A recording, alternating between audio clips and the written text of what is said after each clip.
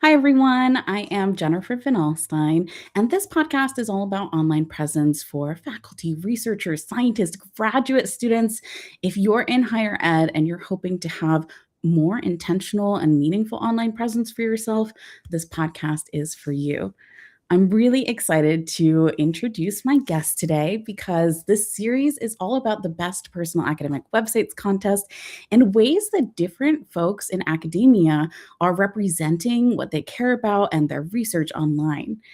Dr. Allie Sinclair, would you introduce yourself for folks? Sure. Hi, my name is Alyssa Sinclair, but please call me Allie. Everyone does. I'm currently the Joan Bossert Postdoctoral Research Fellow at the University of Pennsylvania. But I'll be starting my own lab as an assistant professor at Rice University very soon this summer. And so the lab website that I created was in advance of that to help me sort of refine my vision and recruit students this past year. I'm curious about like when you first started dreaming about your website. Is this something that you always knew would come? Did you wait until you knew you were going to have your own lab before you made it? What was the kind of process like to really envision this for yourself? Yeah, I mean, I had dreamt of staying in academia and starting my own lab for years. And so, in some sense, I always kind of dreamt of creating the website. But I was a little less clear on sort of what the vision of it would be. And so, it wasn't until I had accepted the offer and started thinking about how I wanted to create like a presence, not just for me, but for my research group, that I started really thinking concretely about like, what aesthetically I wanted to show, what key ideas I wanted to convey, and what kinds of features I wanted to be available for people when they came to the website. That's great because I feel like some people worry that their website is going to be all about them. But Mhm. what you're sharing is that it's really about the team, it's about the research you're doing as a group and the things that you want to see in terms of change in the world. I like that your website is pretty open about your research. And I realize folks who are listening to this probably don't know about your research. So would you tell them a little bit about what your hopes are for the lab?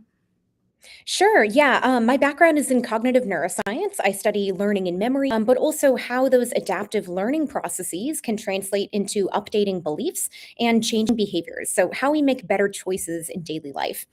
For that reason, my work really crucially bridges the basic mechanisms of how the mind and brain work with real world applications. So, we want to know, given what we know about the mind and brain, how can we design interventions that help people change their behavior or learn from feedback, update misconceptions and beliefs that they might hold.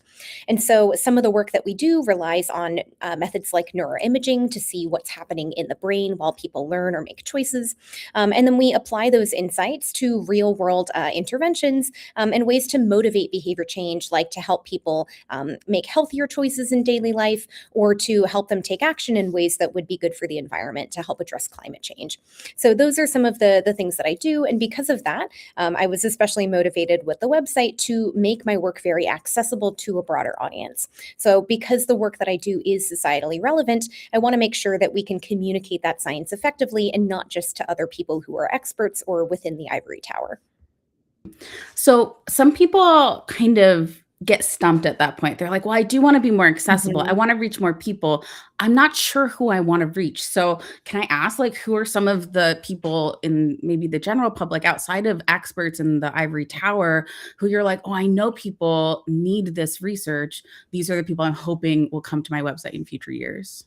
Yeah, it's tricky, right? Because the website is supposed to serve multiple audiences who might want to engage with it in different ways. I don't know if I did that in a perfect way, but the strategy that I took to try to make it more inviting when you first arrive. So to have like colorful aesthetics and illustrations that help people like understand the core concepts or the application domains that we explore, as well as like plain language information that can help people quickly understand like what it is, what we do, and why it matters. But then I also want to provide more information for the people who do want to engage deeper, like prospective students who might want to join the lab or colleagues who want to engage with my research, like on a critical or scientific level. So, starting with the high level concepts, I then kind of drill down where people can like go and seek out information that's relevant to them. Like, for example, on the publications page, I let people click to filter through to like particular topics or particular application domains to just see the papers that are most relevant to what they parsed it in. I've also got some featured papers there. So if you don't know where to start, there's already a few things that you can see to kind of get a taste of like what the lab is about and what we do. So I that feel was like kind of that how I try to, it's like a choose your own adventure situation. I love it. And I feel like that kind of intention up front is so helpful, not just for folks like future students who are going to be joining your lab, but for the people who might collaborate, the people who want to share your research, the people who really want to introduce you to new Yeah, people. exactly. So beneficial. Yeah, and the work that I do also tends to get some press coverage, in part because we talk about like these real world challenges that are relatable and important for society.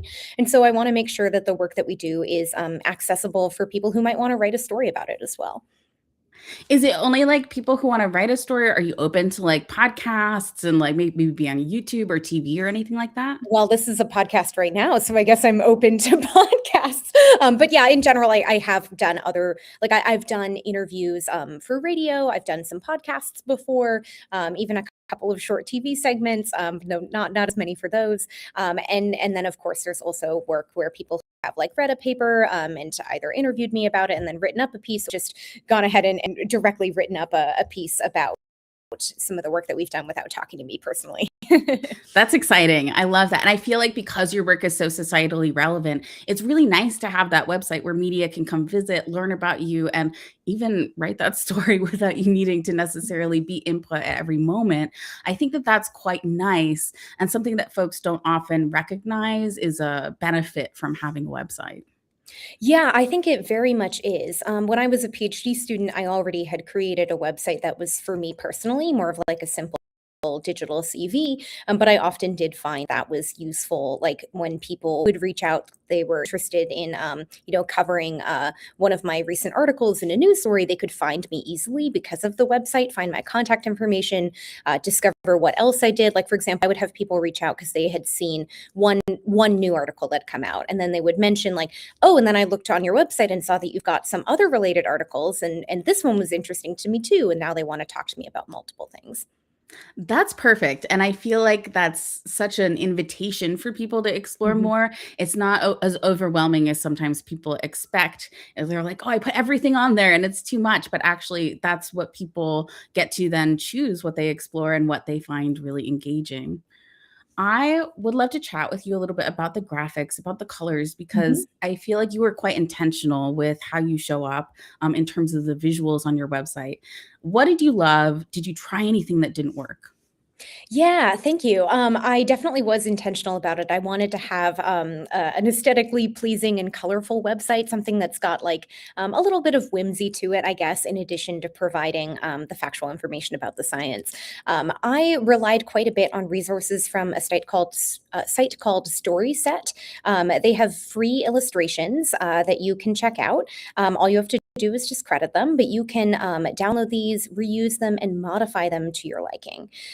So essentially what I did was I went and browsed for illustrations they had that were related to particular concepts, like maybe students learning in a classroom or climate change. And I often found that none of them were really what I was looking for. But because you can download them as vector graphics, I could customize them however I wanted.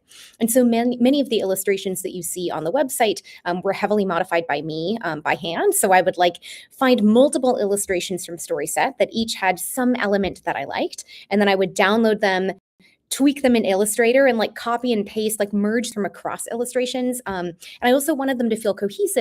And so I recolored all of them to the color palette that I created so that it would look like they all came from a set, although they don't actually exist as a pre-made set out there in the wild. I kind of tailored them to illustrate exact ideas that I wanted to show. I'm so glad I asked that because that is absolutely beautiful. I have not heard of that level of visual intention for like a very first website for your lab. I think that that is so nice that you knew this element is not, it's not quite right. It doesn't have all of the things that I need. And you found other ways, creative ways to bring it together. And for anyone who's listening, I imagine that there's some folks out there that are like, I don't know how to do that. So there are people who can support you with that process if you're looking for customized Mhm. illustrations for your site.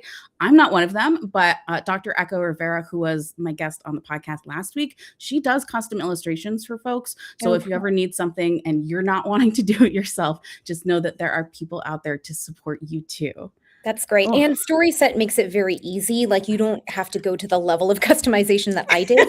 If you go directly to their website, you can, like, browse for illustrations, and you can already customize, like, the one primary color in them or, like, Oh. toggle, like, how much detail you want in the background or, like, icons floating around and things like that. So I'll often use their content for talks as well, and typically then I don't have quite as much time or perfectionism motivating me, and so I will be more likely to just like grab a mostly relevant illustration that they have, and that's much easier, like a lower barrier to entry, I think, than what I ended up doing for my own website, which was creating these more bespoke illustrations. My next question is more about feelings and emotions. I feel like there's a lot of people who, at the start of their website project, they might be nervous or have some anxiety, maybe excitement, but we don't often got to talk about what it feels like to actually have your website out in the world be representative and intentional for what you want people to know. I'm curious how it felt before and after for your website. Yeah, before I definitely felt kind of daunted by it or uncertain. I knew that it was important for me to create one, but I felt like I wasn't sure what I wanted the core message to be. Like, what's the first thing you see when you arrive? How exactly do I want to pitch my lab? I hadn't even chosen a name for my lab yet. And so there was a lot of uncertainty of thinking through like this brand that I was creating that was more than just me as an individual, but like for my new research group. Afterwards, I was really pleased with how it all came together. It felt like a good expression of like my research identity. And I was excited because it was kind of a way of like introducing this new group to the world and of encouraging applications from students or lab managers, like people who might want to join my lab. And so it was a way to kind of announce that and celebrate the work that I had done and the start of something new. Thank you for sharing that. Oof, celebrating something, the start of something new. When does it start? It sounds like this summer. Is that correct? Yeah, I accepted my offer last year, but I deferred a full year, which is why I had this time to make the website and recruit students and so on. I think I would have been a lot more panicked about it if it had been starting right away. Perhaps I wouldn't have made all those custom illustrations. Oh. But because I had that time, I sort of had like a longer runway and some space to breathe. But yeah, I'm officially starting July 1st, but we'll be moving in about a month now, so it's coming fast. Wow. Yeah, Oh, I'm wishing you all the best for the start of everything. I'm thanks. curious if you have a message for someone who is maybe at the start of that process. Maybe their lab is coming in the fall and they're thinking, do I need a website now? Should I wait until I am like there on campus? Do you have any messages or advice for them? Yeah, good timing because now is the time of year when a lot of people are like getting or negotiating faculty offers. So congrats to everyone who just found out that they're starting a new lab. I would say if you can find the time to do it over the summer, I strongly recommend that. I think especially now as I look ahead to the next fall, like I'm going to be teaching a new class for the first time. I have other things that are going to be on my plate and other things that I'm worrying about. And especially if you are in STEM in particular and you're planning to recruit students for your lab, you would probably want to be advertising that right away, and people start thinking about opportunities that they might want to apply to over the summer. And so having a good web presence to like first reaching out to your new department, making sure that they faculty profile page for you, because like I had to initiate that process. They were like a little slow to get that going, like making sure that you have a digital presence for the department, and then also having something for your research group. I think it's really valuable to show people that you are in this new role, that you are recruiting people to join your research group, and that you will be available for opportunities at your new institution. Ooh, I really appreciate that, especially the tip about, creating that faculty profile or even updating it. Sometimes the person who usually updates it has changed positions or schools, or maybe they're no longer there and it's someone else's duty. And Mhm. so even figuring out who to go to for updates can sometimes be a challenge. Good to start early. Yeah, especially tricky when you're navigating a new institution where you don't know who to contact, right? Yeah. Exactly, exactly. Mm. Um, I feel like this podcast episode is 1,000% reaching people who both don't want to do their own website and people Mhm. who do. There's a lot of people who are unsure. I'm curious about what helped you know you wanted to create it yourself as opposed to getting support. Yeah, I feel like I felt like I wanted to do it myself in part because I have like a creative streak. Like I enjoy, drawing and painting some things. I like choosing colors and whatnot. I have like an eye for aesthetics, and so it felt like something that would be fun for me and rewarding in addition to being a lot of effort. And so it was something that I was kind of excited to tackle on my own as opposed to just outsourcing it. There's also the cost factor, right? Like if you were to hire a designer, that could be quite expensive. Although, of course, it depends on who you contract and what exact services you require. But that was something that was on my mind, especially because, I'm a junior researcher. I hadn't actually started my lab yet. I didn't have access to my startup funds yet. Like all of those factors that led me to think about, what I felt that I would be able to do on my own. And I think that's such good advice for folks who are out there who are like, I am starting a lab in the fall and I don't have access to my startup funds. I want an online presence going in. You can Mhm. start a website now, maybe with Owlstown, which is really quick, free, easy to set up. You could use something like WordPress.com, which is my favorite, but there's options for you to do this yourself and resources to help you on the social academic blog. So please check out all the free stuff that will help you create your website. If you want to start now, do it. There, you don't have to wait until you're actually there. Yeah, I Mm. checked out multiple options for website builders, and ended up going with Owlstown in part because I really liked how easy it was to go from like zero to something like a minimal viable website. You could do that in like half an hour, which is incredible. And I also really liked that it was explicitly tailored for academics. Like, for example, it's got features where you can look yourself up like on PubMed and it'll find your and just like auto populate a publication section for you, which is amazing. Or for example, other things like if you want people to be able to like download a PDF of an article or search through to like filter a list of publications by some keyword. It made it easy to do that. Those were features that I'd already been looking for and to implement. And when I tried with other builders like Squarespace, figure out how to make it work. And so when I saw that, even though Owlstown can be like a little more limited in terms of customizability in other ways, the fact that those sort of functional aspects were there and really tailored to academics was really appealing to me. I really appreciate that you said that about the customization because one of the things that I love about Owlstown is I've gotten to see the progression of it since it started when I first met Ian and we started collaborating on the Best Personal Academic Websites contest. It's almost like all of the people who create websites and then their needs help inform the new features and iterations of what Owlstown offers. And so I've recommended this as a website builder to so many people, even people who come to me and they're like, I want a done for you website. When we talk, if it's something that's simple that they could get up today, I'm like, don't hire me. You can go do this yourself and it'll be quite a bit easier than you expect. So I'm Mhm. curious, when you were customizing your Owlstown website, is there anything that you were like, oh, I dreamed that I would dream about if like we could add this feature in the future, or something else that you're thinking about adding to your website, maybe once your lab is up and going? Yeah, I mean, there were already some features that I like. Ian is very nice and very responsive. So I had like reached out to him about a couple of things. Like, for example, like just off the top of my head, I was having an issue at one point where some high res images were not loading properly. And so I like reached out to him. He was like immediately on it, super responsive. And like he's made a number of improvements, both to like sort of buggy things like that, as well as just like new feature requests. So that's been great. It's already like improved and grown a lot, I think. I will say when I first started trying to design my website, I was mocking it up in Squarespace and they had really nice, like modern landing pages where it can like take the full width of the screen. They're like animated elements that like flow in. I really liked that. And so that was something I like chose to give up when I decided to move to Owlstown instead. And that was for the more practical features like the publication related stuff and whatnot. But I would love to see the ability to do that kind of like glossy, interactive, modern website feeling on Owlstown in the future. That would be really cool. Very cool. I'm so glad that we had this conversation because celebrating websites like yours, I think is really important to help other people be able to see themselves in that space. And it's Mhm. okay to take up space online. It's helpful for other people, not just yourself. And it can be really a lovely way to start your lab or to create community within a place that you are already belonging.